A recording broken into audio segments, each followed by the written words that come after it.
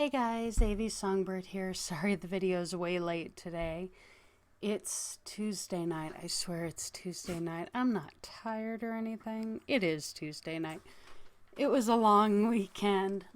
Um, the boys ended up staying another night more than they have every other weekend. They're usually here from like Friday nights until, my hubby takes them to school every Monday morning, being good dad that he is. And we spend all weekend together. Well, this weekend they ended up staying an extra day so he could take him to school this morning. So we didn't get the hubby and me night that we always get. But the kids were here an extra night, so we all had dinner together, and that was busy. And so that kind of threw my week off because they were here an extra night, which I love anyway because the boys are awesome. But hubby actually fell under the weather this weekend. Poor Sean. His sinuses are clogged and he's got the whole thing going, and we had him on meds and him resting, and sweetheart that he is. We've been together for a long time now. Well, not a long time now, but since 2007. Married since 2009. And we fight like any other couple, and we have our falling outs like any other couple, but sweetheart that he is, being sick and everything, he slept out on the couch because he said he didn't want me to get it. And I started feeling it a little bit this morning with the groggy and the not wanting to get out of bed and everything. But it was no fault of his. He was so cute. Yeah, he refused to get in the bed and sleep by me because he didn't want me to get it. It's, knowing we've been together as long as we have, and he's still looking out for me and I look out for him. It's really nice to have that dynamic. But, yeah, it was a busy weekend between him being sick and the boys being here and everything. And usually we get that night where it's just the two of us, and then tonight's my unwinding night. Hubby and I sleep the morning out, and then he goes to work and I chill, but it gives me time to get all my stuff done and everything. And it's been crazy all weekend long. And then I took some time out this afternoon. I unplugged from absolutely everything and sat down, and addict that I am, I plugged into The Sims for a bit just to turn my brain off and unwind. Any of you out there, you guys know what it's like when everything gets hectic and everything kind of piles up to your eyeballs. Sometimes you have to unplug and dig into whatever your escapism is, whether it's movies, whether it's music, whether it's writing, whether it's running, whether it's, whatever your passion is that helps you unwind and unplug from everything, and just forget the world for a while. But yeah, I fell into The Sims for a bit. But some of you, I know it's weird to see me vlog on a Tuesday, but some of you have been asking me, and I'm trying to come up with a better schedule, a more stringent schedule. But some of you were asking me for more vlogs, aside from the weight loss runs on Friday. So I wanted to get this one out to you guys to let you know, hey, still doing the gaming videos and what went on with my weekend and everything. But I've been busy as hell lately, because I actually, for now, have put my trilogy on the back burner because I've got so many stories and projects going on, and the boys and hubby and everything, and the dogs and the house. But I'm working on my trilogy, obviously, and then I've got 2 or 3 stories I'm working on the side for me, talking about escapisms. Me working on stories where I'm focusing more on my dynamic and focusing more on the process that I go through, because I do like to make my characters as real as possible. And in order for me to do that and to make characters that people can equate with and that people can connect with, I'm trying to create those little moments between characters, and to find flaws, and to find quirks, and to find passions of theirs and loves and hates, and trying to develop characters and learn how to create characters that aren't just flat words on a page, but are actually people-like, with all their flaws and shortcomings and everything. And when I work on stories on the side, even if they're just for me, for fun, I'm using them, they're not a waste of time, to learn how to... I'm a writer that can't talk. Okay, my brain goes, but this just fails. But I'm learning how to work on the process, and I'm learning how to develop these characters and to put them in situations that are realistic, where people could go, okay, I could see why they made that choice. I would have made that choice. Or if they have their heart broken, people understand why. And, I don't like creating flat characters, and I must be doing something right, because my free time for the majority of the last 6 years, whatever little free time I have, when I fall into my writing now, it's better now than it was 6 years ago. And now what I mean by that is I'll go to stories I wrote 6 years ago and I'll try to rewrite them now. And I describe scenery more now and characters, and I can see the situations in my head more now than I could 5 years ago. And I think it was Hemingway that said it. Writers work on an art that they'll never master. I'm terrible at word for word quotation reciting, but it's an art you can't master. But at the same time, any form of art, as you put years into it and time into it and effort and passion, it's going to evolve and it's going to change, and focusing on it the way I have the last 6 years, because I have had some time to work on it, and pouring my passion into it. I'm learning how to take characters that I started creating years ago and making them turn from flat words into real people. Does that make sense?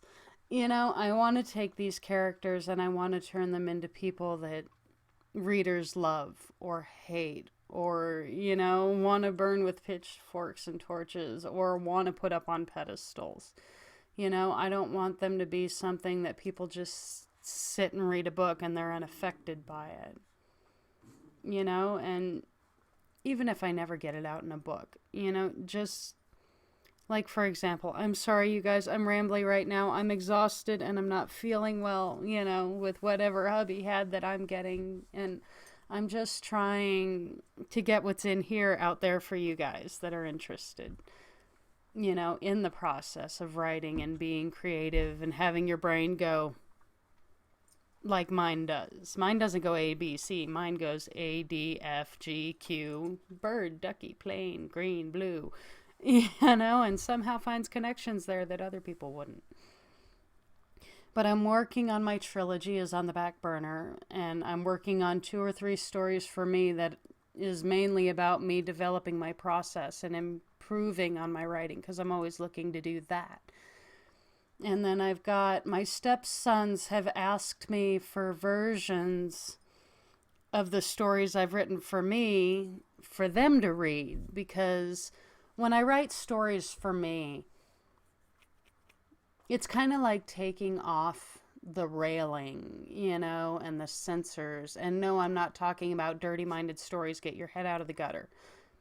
But it's like I told my husband, there's stories on my hard drive and there's stories that I work on that are where I take off the training wheels and where I take off the guardrails, and it's just me diving into my head to work out problems in my life, and to sit down and sort things out and to be able to work things out in my head that I can't work out here in the real world.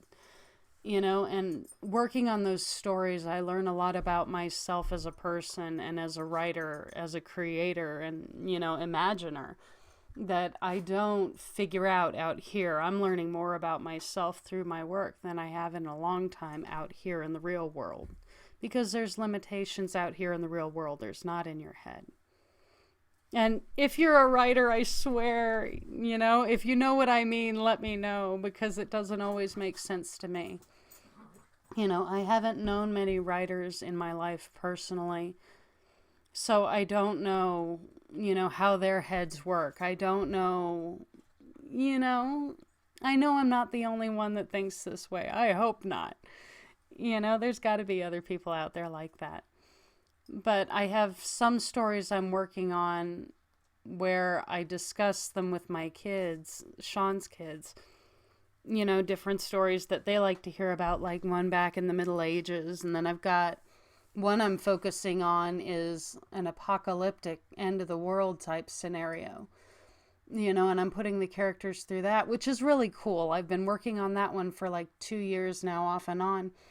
And it's cool because, like, I've been going and doing research because I have my notebooks and research and learning how to make glue out of pine sap, learning how to get water out of trees, learning how to build, like water filters out of dirt and sand and charcoal, and learning, how to do sustainable gardening and all that fun survivalist stuff that comes to bear, and, what you would need to put in your emergency kits and everything, because EMT training.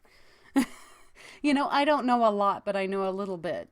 So I'm working on that. And well, the kids, because obviously in an apocalyptic story, there's going to be things that happen when society goes to hell that wouldn't happen, in our daily world today. And, not all of it's going to be pleasant. Some of it's going to be gory. Some of it is going to be, hard to deal with depending on your age and your mental level and your acuity, So I've got the version I'm working on for me to read personally and work on my technique and to learn as a writer. And okay, I need to learn how to do this because this will come to bear and this is important for characters, and how these people would react.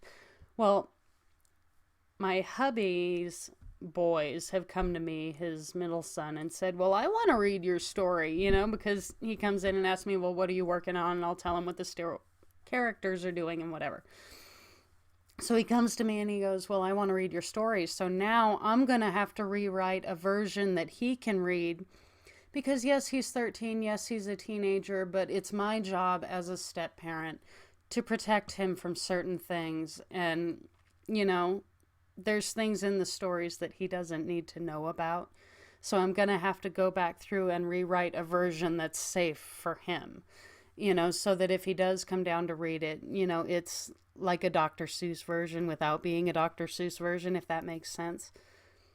And then there's back in the Middle Ages with knights and lords and ladies that I'm working on that he wants to read. Well, not everything back then was pleasant. It was the Dark Ages. Things happened. And they weren't always upstanding citizens, so there's things, like with doctors and medicine back in the Dark Ages was Dark Ages. So I'm going through and having to rewrite these stories from scratch and go through them scene by scene to recreate these stories in more of a child-friendly way, because he wants to hear about the characters and everything. So I'm having to take these stories I've been working on for years and figure out how to rewrite those so that he can read them and feel like he's a part of the process too, and he can give me his take on it.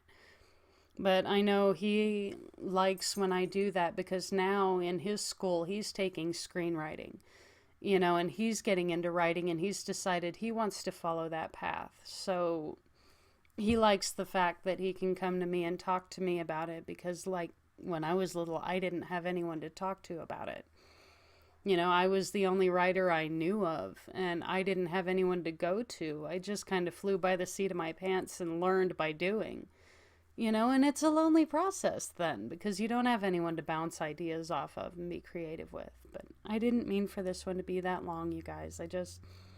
I've got those 3 stories going, and then I've got my trilogy going I'm working on. Then I've got the 2 stories I'm rewriting for my stepsons, and hubby being sick this weekend, and the dogs in the house, and, the garden, and I had to unplug for a little while today, and I simmed. It's so cute. I have a little chick. Her name is Avy, A-V-V-Y, songbird. Seriously. Yeah, I made that one in case I ever decide to do Sims 3 for you guys. Because my sim that I normally do has my name, and I didn't put out my real name because I'm protecting my kids and my hubby. It's the internet. I'm trying to protect the ones I love because they're everything to me. But, I wanted to let you guys know what happened this weekend and what I'm working on. And yeah, I did slack for a little while today because I'm exhausted. You know, it was a long weekend. I'm trying not to be sick. I still haven't done my 15,000 steps for today. I have to go do that, and I'm probably going to binge watch, some show. I'm thinking maybe Walking Dead because I feel like it. And before you ask, no, my apocalyptic story is not Walking Dead like. It's a completely different type of scenario. I don't ever try to copy what anyone else does. If I did that, I couldn't find out what my brain can do. And I would love to find out what my brain can do, even when it scares me. Some of the crap that comes out of my head, I sit there and read the story and go, no one can read that. They'll think I'm nuts. But yeah, I wanted to let you guys know what was going on, and I'm sorry this one's a little longer, but I have people asking for more vlogs from the bird nest. So I wanted to let you guys know what happened and why this video is late, because I had a day from hell and I had to unplug for a little while, ironically by plugging in. But this has been AV Songbird. You guys have an awesome day, night. I'm going to go run because I have to at least do my 15,000 for the day. I have to at least do the minimum. Even when I'm tired, even when I'm not feeling well, I'm at least doing the minimum because I do not want to backslide. But you guys have an awesome night. This has been AV Songbird again. Bye, guys.